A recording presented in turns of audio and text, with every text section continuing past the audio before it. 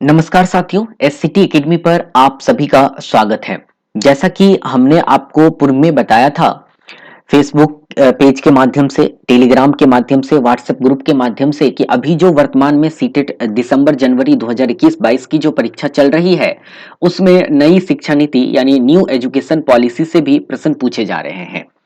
आज के भी परीक्षा में आपको यहाँ से पेपर 1 में 2 प्रश्न और पेपर 2 में भी 2 प्रश्न पूछे गए हैं। कल की परीक्षा में भी नई शिक्षा नीति से 3 क्वेश्चन पूछे गए हैं, 3 प्रश्न पूछे गए हैं। तो आज हम नई शिक्षा नीति 2020 को काफी अच्छे तरीके से पढ़ेंगे। बहुत सारे स्टूडेंट का मुझे कमेंट मिला कि सर नई शिक्षा नीति 2020 एक बार पढ़ा दिया जाए, परीक्षा भी वर्तमान में चल रही है तो मुझे यहाँ से अगर प्रश्न पूछे जा रहे हैं तो मुझे यहाँ से जो है मदद मिल जाएगी। तो हम आप लोग के इस मैसेज को देखते हुए हमने एक वीडियो नई शिक्षा नीति 2020 पर बना रहे हैं। इस चीज को आप एकदम बारीकी से शुरू से अंत तक वीडियो को बिना स्किप किए हुए देखिएगा ताकि आपका कॉन्सेप्ट क्लियर हो जाए। लास्ट में हम नई शिक्षा नीति 2020 से संबंधित कुछ प्रश्नों को भी हल करेंगे। आप जब इस नीति को पढ़ लेंगे, जब नई शिक्षा नीति 2020 को पढ़ लेंगे तो अंत में इससे संबंधित हम कुछ प्रश्नों पर भी चर्चा करेंगे, देखेंगे और आपका नॉलेज भी चेक करेंगे कि आपने नई शिक्षा नीति जो पढ़ा है वह आपने समझ पाया या नहीं समझ पाया। ठीक है बेटा, तो हम शुरू करते हैं आज नई शिक्षा नीति 2020 और बढ़ते हैं अगली स्लाइड की तरफ। ठीक है, तो हम नई शिक्षा नीति 2020 में सबसे पहले यह जानेंगे कि जो नई शिक्षा नीति 2020 का मसौदा तैयार हुआ था वह के कस्तूरी रंगन की अध्यक्षता में तैयार हुआ था। यही है के कस्तूरी रंगन साहब, यहाँ पर आप देख रहे होंगे दाहिने साइड में इनका फोटो लगा हुआ है। तो किनकी अध्यक्षता में यह मसौदा तैयार हुआ था? तो के कस्तूरी रंगन। तो पहला नाम इनको याद रखिएगा, नई शिक्षा नीति 2020 जो है के कस्तूरी रंगन की अध्यक्षता में तैयार किया गया था। ठीक है, इससे पहले जो हमारी शिक्षा नीति आई थी, एनईपी जो आई थी वह आई थी 1968 में। तो आपको यहाँ पर एक और प्रश्न बन गया, आपसे यहाँ ये प्रश्न पूछा जा सकता है कि जो हमारी एनईपी थी सबसे पहले किस वर्ष आई थी? तो कौन सी वर्ष आई थी हमारा सबसे पहले? 1968 में। फिर दोबारा ये कब आया? 1986 में। और फिर कब आया? 2020 में। इससे पहले जो हमारी नीति थी, शिक्षा नीति थी, उसमें बहुत सारी खामियां थी, उस सभी खामियां को दूर किया गया 2020 नई शिक्षा नीति में, है ना। तो आपको यहाँ पर याद रखना है सबसे पहले कब आया था? 1968 में। फिर कब आया? 1986 में। फिर कब आया? 2020 में। अब तक जो अभी जो आया है वो तीसरा शिक्षा नीति है 2020 वाला। तो एकदम याद रखना है। 1986 के बाद एक 1992 में भी आया था, 1992 में भी जो है एक शिक्षा नीति आई थी। वह जो है 1986 का भी 86 का ही संशोधन था, है ना। 1986 में जो शिक्षा नीति आई थी उसी का संशोधन किया गया था। इसलिए हम यही तीन को जानेंगे, 1968 को, 1986 को और 2020 को। वर्तमान में हमें 2020 पढ़ना है। तो सबसे पहला क्वेश्चन यहां से क्या बना आपका कि यहां से क्वेश्चन बना कि किसकी अध्यक्षता में जो है हमारा नई शिक्षा नीति 2020 तैयार किया गया था? तो उनका क्या नाम था? के कस्तूरी रंगन। इसमें क्या हुआ, हम बढ़ते हैं अगले स्लाइड की तरफ और देखते हैं। देखिए, नई शिक्षा नीति 2020 के तहत क्या किया गया उस चीज को समझिएगा। तो नई शिक्षा नीति 2020 के तहत जो हमारा पहले जो हमारा नाम था ministry of human resources of development यानी मानव संसाधन विकास मंत्रालय, उसका नाम बदलकर शिक्षा मंत्रालय कर दिया गया, है ना। 2020 के तहत क्या कर दिया गया? हमारे मंत्रालय का नाम बदल करके कौन से मंत्रालय कर दिया गया? शिक्षा मंत्रालय। यहां से भी प्रश्न बन सकते हैं, यहां से भी प्रश्न पूछे जा सकते हैं। अब अगला क्या है नई शिक्षा नीति 2020 में कि पहले जो हमारी पद्धति थी वो 10+2 वाला सिस्टम था। अब जो नई पद्धति आई उसमें 5+3+3+4 वाला सिस्टम कर दिया। बेटा ये 5+3+3+4 सिस्टम क्या है, हम आने वाले स्लाइड्स में समझेंगे कि 5+3+3+4 सिस्टम क्या है। यहां से भी आपके परीक्षा में प्रश्न पूछे जाने की संभावना बनती है और पूछे भी गए हैं। जैसा कि हमें स्टूडेंट से वार्तालाप हुई थी, टेलीफोनिक कम्युनिकेशन हुआ था, वहां से बच्चे ने बताया कि इस तरह के प्रश्न परीक्षा में पूछे गए हैं। तो हम अब समझेंगे 5+3+3+4 वाला सिस्टम। तो पहले उससे पहले हम जानते हैं 10+2 वाले सिस्टम। तो अभी जो वर्तमान में चल रही है या चल रही थी वो जो सिस्टम था वो 10+2 वाला सिस्टम था। इसमें बच्चा जो है अपना पढ़ाई जो है 6 साल से शुरू कर देता था। मतलब जब बच्चा 6 वर्ष का हो गया तो उसे पहली क्लास में नामांकन कर देना है। मतलब बच्चा जब तक 6 वर्ष का नहीं होता है तब तक हम उस बच्चे को स्कूल नहीं भेज सकते हैं। लेकिन जो नई शिक्षा नीति 2020 आई, उसमें यह दे दिया गया कि बच्चे जब आपके 3 साल के हो गए तो आप उस बच्चे को स्कूल भेजना शुरू कर दीजिए। अब ऐसे बच्चे को किस स्कूल में रखना है, किस तरह से शिक्षा देना है, हम आने वाले अगले स्लाइड्स में भी समझेंगे इस सब बातों को। तो आप समझ गए होंगे कि नई शिक्षा नीति 2020 के तरफ तहत जो हमारी शिक्षा प्रणाली आई, वह आई 5+3+3+4 वाला सिस्टम। इससे पहले कौन सा था? 10+2 वाला सिस्टम था, है ना। लेकिन वर्तमान में कौन सा अभी आ गया? 5+3+3+4। अब इसमें देखिए कि 5+3+3+4 में ये 4 स्टेज में बांट दिया गया, है ना। जिसमें पहला स्टेज का नाम दिया गया फाउंडेशन स्टेज, है ना, जिसको हिंदी में हम लोग मूलभूत चरण कहते हैं।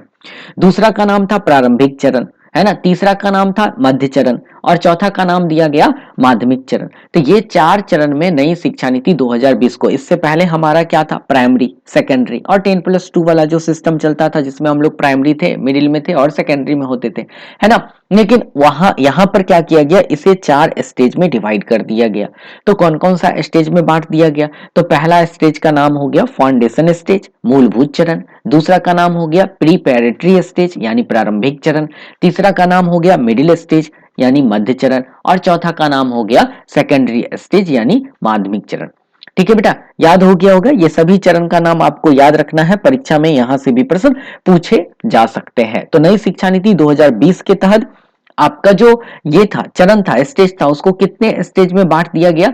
4 स्टेज में। पहला का नाम क्या दिया गया? Foundation stage. दूसरा का नाम दिया गया प्रीपैरेटरी स्टेज। तीसरा का नाम दिया गया मिडिल स्टेज और चौथा का नाम दे दिया गया बेटा सेकेंडरी स्टेज। बढ़ते हैं, हम सबको एक एक करके समझते हैं। तो सबसे पहले हम समझेंगे फाउंडेशन स्टेज के बारे में, यानी जो आपने अभी देखा मूलभूत चरण के बारे में। तो हमने आपको क्या बताया कि मूलभूत चरण में क्या करेगा बच्चा, है ना। यहां पर जो बच्चा है मूलभूत चरण में, वह 3 साल से अपना पढ़ाई शुरू कर देगा। मतलब क्या हुआ कि बच्चे की उम्र 3 से 7 साल तक इस स्टेज में रहेगी। मतलब जब बच्चा फाउंडेशन स्टेज में रहेगा तो उस बच्चे की उम्र 3 से 7 वर्ष तक के बीच होगी। इसमें बच्चा जो है अपना पढ़ाई जो है 5 वर्ष करेगा, जिसे 2 भाग में बांट दिया गया। पहला 3 वर्ष बच्चा प्ले स्कूल में रहेगा और अंतिम के 2 वर्ष बच्चा क्लास 1 में और क्लास 2 में अपनी पढ़ाई करेगा, है ना। और यहां पर बच्चे से कोई भी परीक्षा नहीं लिया जाएगा, है ना बेटा। कि फाउंडेशन स्टेज में कितने साल बच्चे को रहना है? 5 साल। आपने देखा 5+3+3+4 वाला सिस्टम, तो पहले 5 का मतलब हुआ बच्चा 5 साल फाउंडेशन वाले स्टेज में रहेगा और इस स्टेज में बच्चे से किसी भी तरह की परीक्षा नहीं ली जाएगी। इस स्टेज के बच्चे का जो उम्र होगा वो कितना से कितना होगा? 3 से 7 वर्ष होगा, एकदम याद रखना है। मतलब बच्चा तीसरे साल, चौथे साल, 5वें साल, छठे साल और 7वें साल, मतलब जब तक बच्चा 7 साल का नहीं होगा तब तक बच्चा किस स्टेज में रहेगा? फाउंडेशन वाले स्टेज में। और यहां पर बच्चे अपनी पढ़ाई 5 साल करेगा, जिसे 2 पार्ट में बांटा। पहले 3 साल बच्चा प्ले स्कूल में रहेगा और अगले का 2 साल बच्चा पहली कक्षा और दूसरी कक्षा में पढ़ेगा, है ना। अब जो दूसरा स्टेज का नाम दिया गया, जिसका नाम था प्रारंभिक चरण यानी प्रीपैरेटरी स्टेज, इसमें बच्चा 3 साल तक पढ़ेगा, है ना। 5+3, तो 3 का मतलब यहां पर क्या हो गया कि बच्चा को यहां पर कितने साल रहना है? बच्चे को यहां पर 3 साल रहना है। यहां पर बच्चे का जो है एग्जाम शुरू हो जाएगा, मतलब बच्चे जो है यहां अपना एग्जाम देना शुरू कर देंगे। इसमें बच्चे को जो पढ़ाने का हमारा तरीका क्या होगा? यहां पर जो हमारा बच्चे को पढ़ाने का तरीका होगा वह होगा कि बच्चे को पढ़ाई के साथ साथ हम बच्चे को एक्टिविटी भी कराएं, मतलब गतिविधि भी करवाएं, ताकि बच्चे का जो मतलब थिंकिंग पावर है वो बढ़े, है ना। बच्चे चीजों को सही तरीके से सोच सके।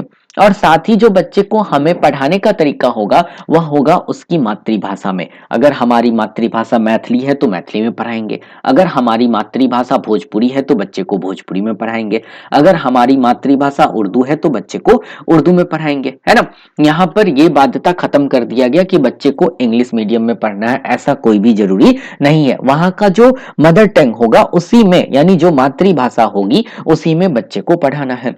अब आपको यहां से ये प्रश्न पूछ सकता है कि बच्चे को जो मातृभाषा पढ़ाना है वह किस स्टेज में पढ़ाना है? तो नाम याद रखना है, प्रारंभिक स्टेज में बच्चे को मातृभाषा में हमें पढ़ाना शुरू कर देना है। कौन से स्टेज में?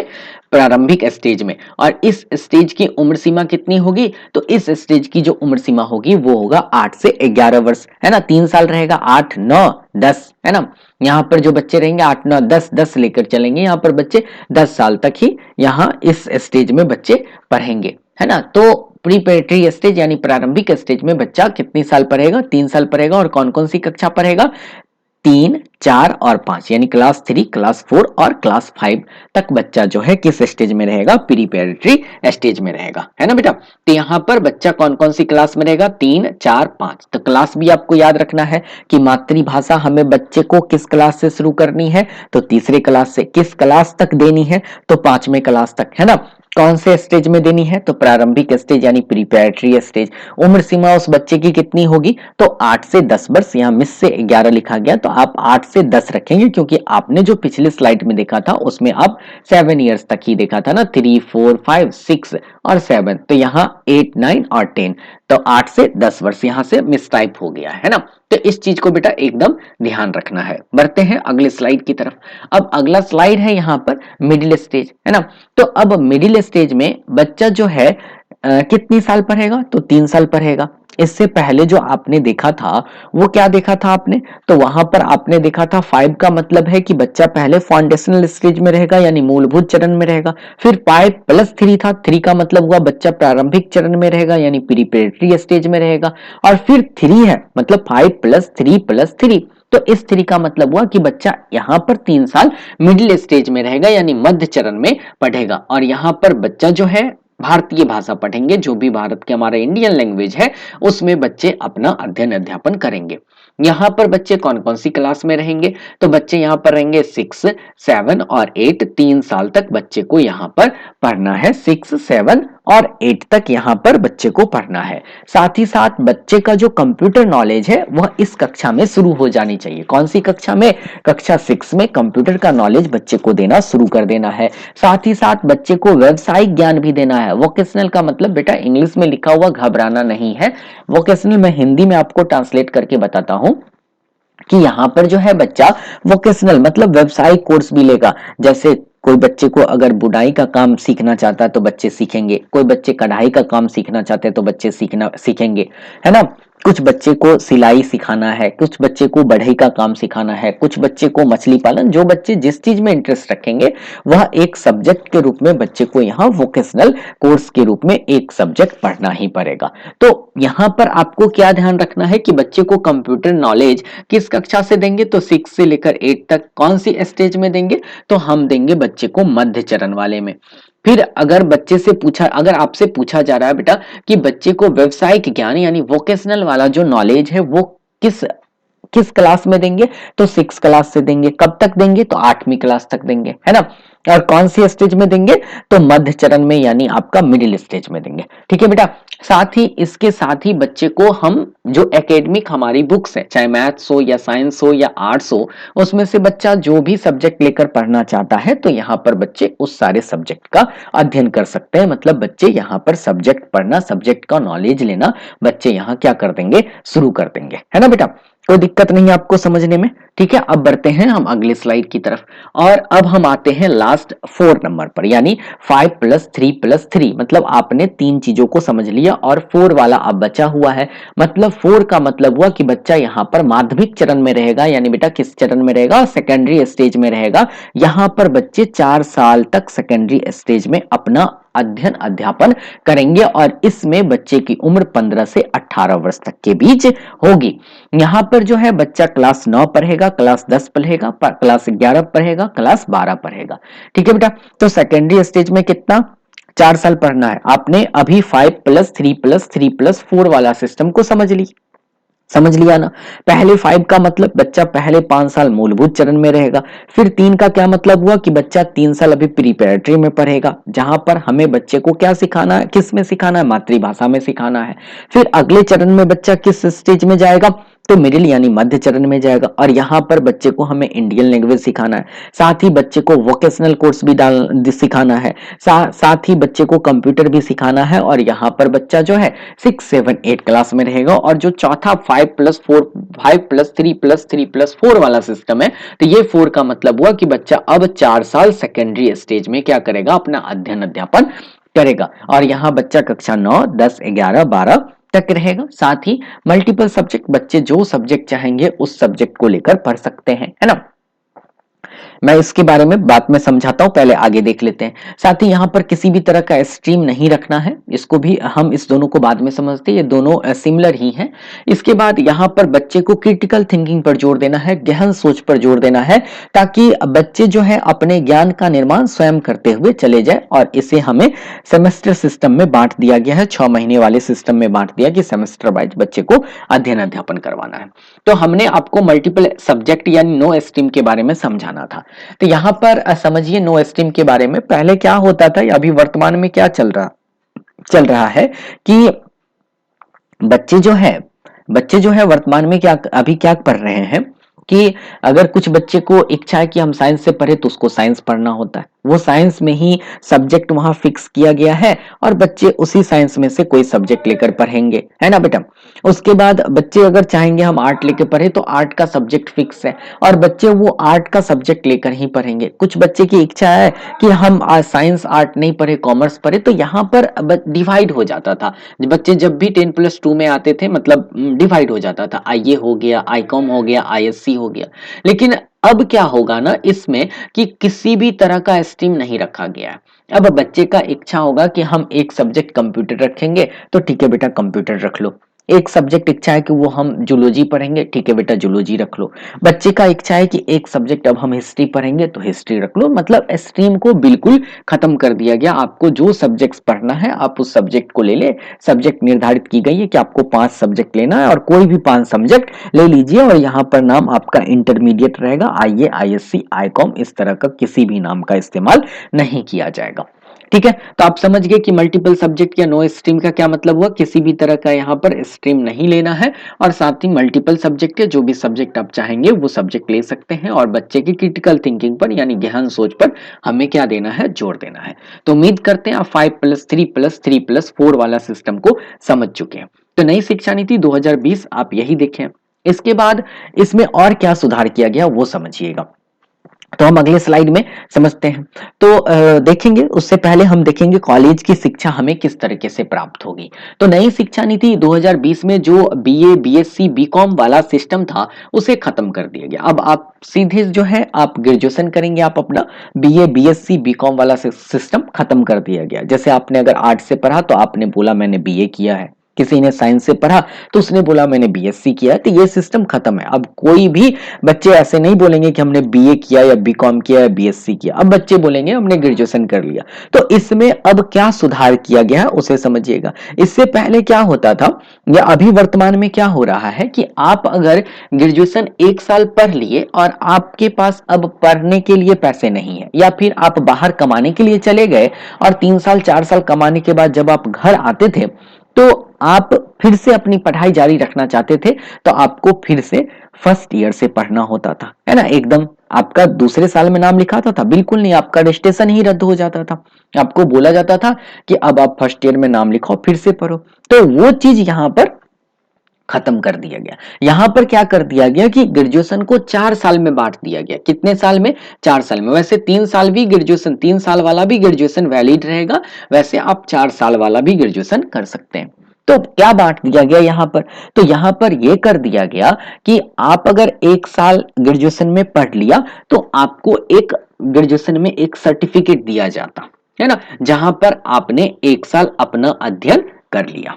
इसका मतलब क्या हुआ कि आपने यहां पर अपना अध्ययन कर लिया, तो आपको एक क्या मिला, सर्टिफिकेट मिल गया। अब 1 साल पढ़ने के बाद अगर आप अपनी पढ़ाई को छोड़ देते हैं और आप कमाने के लिए चले जाते हैं और 4 साल 5 साल बाद आप पुनः आते हैं पढ़ने के लिए, तो आपका उस सर्टिफिकेट के आधार पर सीधे द्वितीय वर्ष में यानी सेकेंड ईयर में नामांकन होगा, है ना। तो इसमें क्या हुआ कि आपका साल तो बचा और आप आगे की कक्षा के बारे में आगे की जानकारी लेने के लिए अगली कक्षा में आप चले जाते हैं, है ना। लेकिन अभी वर्तमान में ऐसा नहीं होता है, तो आप दूसरे साल में भी पढ़ सकते थे, है ना, दूसरे साल में भी पढ़ सकते हैं और आपका नामांकन सीधे दूसरे साल में होगा। दूसरे साल की आपने जब डिग्री कंप्लीट कर लेंगे, दूसरे साल का जब आपका कोर्स कंप्लीट हो जाएगा तो आपको एक डिप्लोमा का सर्टिफिकेट दिया जाएगा, है ना। फिर उसके बाद आप तीसरे साल का जब कोर्स कंप्लीट करेंगे तो आपको एक डिग्री का सर्टिफिकेट दिया जाएगा। अभी जो वर्तमान में फॉर्म भरने के लिए जो बीए, बीएससी, बीकॉम होना अनिवार्य कर दिया गया है कि आप इसका कर लिए हैं तभी आप फॉर्म भर सकते हैं, तो वहां पर भी यही सिस्टम है जो आप देख रहे हैं वर्तमान, मतलब नई शिक्षा नीति 2020 वाला, उसमें भी यही सिस्टम किया गया कि आपका जो ये 3 साल वाला जो ग्रेजुएशन कर लिए हैं वही इस ग्रेजुएशन वाले फॉर्म को भर पाएंगे, है ना। मतलब ग्रेजुएशन जहां पर आपकी डिग्री मांगी जा रही है वहां पर आपको 3 साल वाला मिनिमम ग्रेजुएशन क्या है, अनिवार्य है। तो 3 साल कर लिए तो आपने ग्रेजुएशन में डिग्री हासिल कर ली। और जो बच्चे 4 साल वाले, किसी बच्चे की इच्छा है कि मैं अगला 1 साल और पढ़ लूं, तो उसके बाद उसे रिसर्च का सर्टिफिकेट मिल जाएगा। अब एक चीज और ध्यान से समझना है, वो चीज यहां नहीं लिखी हुई है बट मैं बता देता हूं। जो बच्चे 4 साल वाला रिसर्च करेंगे, 4 साल वाला ग्रेजुएशन करेंगे, उसे एमए में, सॉरी वहां पर एमए वाला सिस्टम खत्म हो गया, पोस्ट ग्रेजुएशन वाला नाम दिया गया। तो पोस्ट ग्रेजुएशन में उन्हें उसको 1 साल वाला ही मतलब पोस्ट ग्रेजुएशन करना पड़ेगा। और जिसने 3 साल वाला कंप्लीट किया ग्रेजुएशन और उसकी इच्छा है कि अब मैं पोस्ट ग्रेजुएशन कर लूं, तो उसको 2 साल वाला करना पड़ेगा। तो ओवरऑल देखा जाए तो 5 साल, अगर 3 साल वाला जो यहाँ करता है वो उधर 2 साल वाला पोस्ट ग्रेजुएशन करेगा, जो यहाँ 4 साल वाला करता है वो वहां 1 साल वाला पोस्ट ग्रेजुएशन करेगा। मतलब घुमा फिरा के 5 साल उसको पोस्ट ग्रेजुएशन करने में लगेंगे ही लगेंगे, है ना। तो इस चीज को खत्म कर दिया गया और हर एक ईयर पर बच्चे को एक क्या देते गया, सर्टिफिकेट हो या डिप्लोमा हो, डिग्री, ये सब का सर्टिफिकेट जो है, प्रमाण पत्र जो है उपलब्ध करवाते हुए चला गया, है ना। इससे बच्चों के अंदर पढ़ाई के प्रति मोटिवेशन भी रहेगी कि चलो 1 साल हो गया, अब जब भी पढ़ने की मन होगा हम डायरेक्ट द्वितीय वर्ष में नाम लिखाकर दूसरे साल को भी पूरा कर लेंगे, है ना। अब बेटा अगले स्लाइड में बढ़ते हैं और हम देखते हैं मूल्यांकन की पद्धति जो है किस तरह से लाई गई। तो आपको याद रखना है, नई शिक्षा नीति के तहत एक प्रोग्राम लाया गया जिस प्रोग्राम का नाम था पारक प्रोग्राम। याद रखिएगा पारक प्रोग्राम क्यों लाया गया, इस चीज को समझिएगा। पारक जो प्रोग्राम है वह बच्चों के मूल्यांकन के लिए, बच्चों के आकलन के लिए लाया गया। याद रखिएगा क्या नाम है, पारक। इसका फुल फॉर्म भी याद रखना है, यहां पर लिखा हुआ है बेटा, एकदम याद रख लीजिएगा। Performance assessment review and analysis of knowledge for holistic development, है ना बेटा, एकदम ध्यान रखना है। तो नई शिक्षा नीति 2020 के तहत जो आई थी हमारा एक प्रोग्राम जिसका नाम था पारक प्रोग्राम। यह प्रोग्राम बच्चों के मूल्यांकन के लिए आया, बच्चों के आकलन के लिए आया। इससे पहले या वर्तमान में जो आकलन पद्धति है उसमें बच्चों का आकलन सिर्फ और सिर्फ शिक्षक के द्वारा ही किया जाता है ना। अभी वर्तमान में भी शिक्षक ही डिसाइड करते हैं कि बच्चे को हम कितने ग्रेड दें, बच्चे ने पूरे साल क्या पढ़ा, बच्चे ने पूरे साल क्या एक्टिविटीज किया, बच्चे क्या क्या चीज सीखे, उसके आधार पर शिक्षक ही क्या देते थे, ग्रेड देते थे, या ग्रेड दे भी रहे हैं अभी वर्तमान में। लेकिन नई शिक्षा नीति 2020 के तहत क्या कर दिया गया कि बच्चे का जो आकलन है, बच्चे का जो मूल्यांकन है, वह बच्चा अपना आकलन खुद करेगा, साथ ही साथ बच्चे के साथी भी उस बच्चे का आकलन करेंगे। मतलब बच्चे को जो ग्रेड मिलेगा वो तो शिक्षक देंगे ही देंगे, साथ ही साथ बच्चे खुद भी डिसाइड करेंगे कि हमें इसके लिए कितना ग्रेड मिलना चाहिए, है ना। और उसके साथ ही भी यहाँ पर डिसाइड करेंगे कि बच्चे को कितना ग्रेड मिलना चाहिए। कुछ परसेंटेज को डिवाइड कर दिया जाएगा जिसमें उसके साथी को 10 में से कुछ ग्रेड देना है, खुद भी अपना ग्रेड लेना, और शिक्षक के द्वारा भी सबको एक साथ सम्मिलित करते हुए बच्चे का फाइनल ग्रेड दिया जाएगा। तो पारक जो प्रोग्राम आया, पारक जो प्रोग्राम, एकदम नाम याद रखना और उसका फुल फॉर्म बेटा तो याद ही रखना है क्योंकि क्वेश्चन यहां से पूछे जा सकते हैं। तो पारक जो प्रोग्राम आया, वो प्रोग्राम जो लाया गया वो बच्चे के असेसमेंट के लिए, बच्चे के आकलन के लिए, बच्चे के मूल्यांकन के लिए। और इस मूल्यांकन के तहत बच्चे का मूल्यांकन शिक्षक तो करेगा ही करेगा, साथ ही साथ बच्चे अपना मूल्यांकन स्वयं भी करेगा और उसके साथी भी करेंगे। इससे क्या होगा जब उसके साथ ही मूल्यांकन करेंगे तो इससे क्या होगा कि बच्चे के बीच जो आपसी भेदभाव था, बच्चे के बीच जो आपसी झगड़ा लड़ाई होता था, वो कम हो जाएगा। क्योंकि बच्चे सोचेंगे कि अगर अभी हम उस बच्चे के साथ, हम अपने साथी के साथ अगर झगड़ा लड़ाई करें, उसके साथ मारपीट करें, तो हमारा असेसमेंट के दौरान वो ग्रेड काट लेंगे, है ना बेटा। तो इससे आपसी जो सामंजस्यता है, आपसी जो सहयोग करने की क्षमता है, आपसी जो बच्चे के एक दूसरे के साथ कोलैबोरेट करके पढ़ने की जो क्षमता है, वो बच्चों के बीच क्या होगी, बढ़ेगी। तो ये नई शिक्षा नीति 2020 के तहत बच्चों के लिए एक प्रोग्राम लाया गया, जिस प्रोग्राम का नाम क्या था, पारक प्रोग्राम, है ना। पारक प्रोग्राम लाया गया और इस प्रोग्राम को लाने का उद्देश्य क्या था, बच्चों का असेसमेंट करना, बच्चों का सही तरीके से मूल्यांकन करना, जिसमें बच्चे अपना मूल्यांकन स्वयं, साथ ही साथ उसके शिक्षक और उसके साथी भी मूल्यांकन करेंगे। तो उम्मीद करते हैं आपको नई शिक्षा नीति 2020 अच्छी तरह से समझ में आ गया होगा। साथ ही अगर आप इस चैनल पर नए हैं तो नीचे हमारे चैनल को सब्सक्राइब कर लीजिएगा, ताकि आपको हर एक अपडेट मिलता रहे। अब हम आपके नॉलेज चेक करते हैं और बढ़ते हैं क्वेश्चन की तरफ और देखते हैं आप नई शिक्षा नीति 2020 कितना समझे हैं। तो आते हैं हम अपने आज के पहले प्रश्न पर, है ना बेटा। तो पहला लिखा हुआ है क्वेश्चन कि यूजी स्ट्रीम में मल्टीपल एंट्री विकल्पों के संबंध में निम्नलिखित में से कौन सा युग्म सही सुमेलित नहीं है। ठीक है बेटा, यहां एकदम नहीं वाले को ध्यान रखना है कि पूछ रहा है इनमें से कौन सा गलत है, वही टिक करना है। तो यूजी स्ट्रीम, यूजी का मतलब क्या हुआ, अंडर ग्रेजुएट, जहां पर बच्चे ग्रेजुएशन करते थे, तो 1 साल बाद बच्चे को सर्टिफिकेट दिया जाता है, बिल्कुल सही है। बच्चे को डिप्लोमा 2 साल बाद एडवांस डिप्लोमा का सर्टिफिकेट दिया जाता है, बिल्कुल सही है। 3 साल बाद बच्चे को डिग्री का सर्टिफिकेट दिया जाता है, बिल्कुल सही है। और 4 साल बाद, यहां पर 4 साल बाद बच्चे को रिसर्च दिया जाता है, लेकिन क्वेश्चन ऑप्शन में क्या लिख दिया गया, 5 साल बाद बच्चे को रिसर्च का सर्टिफिकेट दिया जाएगा। और यही बात क्या है बेटा, गलत है, और जो गलत है उसी को तो हमें टिक करना है। तो पूछ रहा था इनमें से कौन सा सुमेलित नहीं है, तो 4 ऑप्शन सुमेलित नहीं है, इसलिए हमारा एक का सही आंसर कौन सा हो गया बेटा, ऑप्शन नंबर 4। बढ़ते हैं क्वेश्चन नंबर 2 की तरफ और देखते हैं क्वेश्चन नंबर 2। ठीक है बेटा, कमेंट करके बताइए तो इसका आंसर, जल्दी जल्दी कमेंट कीजिए और बताइए तो इसका क्या आंसर सही होगा। स्कूली पाठचर्या के 10+2 की संरचना से विद्यालय पाठचर्या की किस संरचना को प्रतिस्थापित किया गया है, बताइएगा। तो एक ऑप्शन है 5+3+3+4, 3+3+3+4, 2+2+4+2, 2+2+2+4। ठीक है बेटा, हाँ इसका सही आंसर, सबका सही है उत्तर। इसका जो सही आंसर है वो कौन सा है, ऑप्शन नंबर 1। ठीक है बेटा, बढ़ते हैं अगले क्वेश्चन की तरफ और देखते हैं अगला क्वेश्चन। इसका जवाब दीजिए तो आप लोग। व्यवसायिक शिक्षा किस ग्रेड से शुरू होगी जिसमें इंटर्नशिप भी शामिल होगी, है ना। मतलब बच्चे के बारे में पूछा जा रहा है कि बच्चे को वोकेशनल एजुकेशन कौन से ग्रेड से शुरू कर देना है, बच्चे को जो हम व्यवसायिक शिक्षा देंगे वो कौन सी कक्षा से देंगे, बताइए। तो आप याद कीजिए, बच्चे की जो व्यावसायिक शिक्षा है वह हम बच्चे को किस क्लास से देते हैं व्यावसायिक शिक्षा, क्या ग्रेड 2 में देते हैं, बिल्कुल भी नहीं। ग्रेड 2 में तो बच्चा अभी फाउंडेशनल स्टेज में है।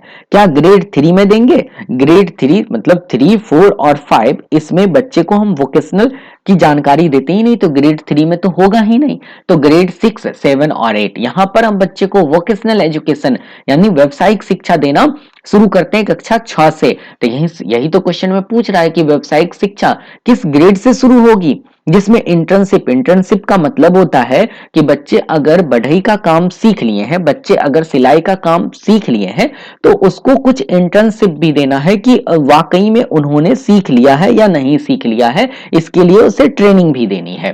तो यहां पर किस ग्रेड से शुरू हो गया है, तो ये ग्रेड कौन सा है, 6। तो सही ऑप्शन 3 का कौन सा हो गया बेटा, ऑप्शन नंबर 4। अगला क्वेश्चन देखते हैं। एनईपी 2020 का मसौदा किस समिति ने तैयार किया। शुरू में ही आपने, जब यह वीडियो शुरू हुआ था उसी वक्त आपको बताया गया था, याद करो बेटा कि कौन से समिति के द्वारा तैयार किया गया था। तो के कस्तूरी रंगन, याद आया ना।